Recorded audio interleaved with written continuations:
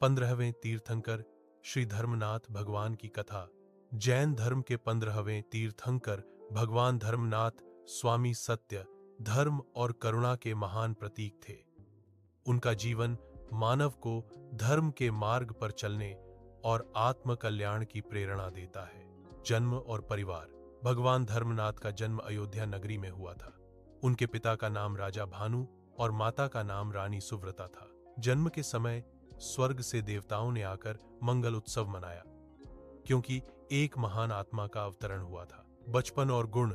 बाल्यकाल से ही धर्मनाथ स्वामी में दया, सत्य, अहिंसा और वैराग्य के गुण स्पष्ट दिखाई देते थे। राजसी वैभव होते हुए भी उनका मन भोग विलास में नहीं रमता था। वैराग्य और दीक्षा।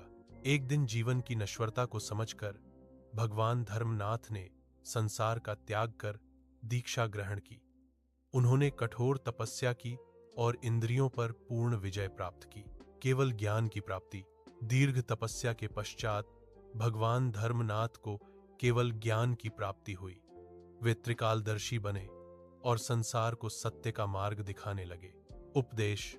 भगवान धर्मनाथ ने सिखाया कि अहिंसा ही सबसे बड़ा धर्म है।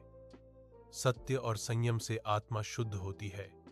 मोह और क्रोध से बंधन बढ़ते हैं। तप और त्याग से मोक्ष का मार्ग खुलता है। मोक्ष।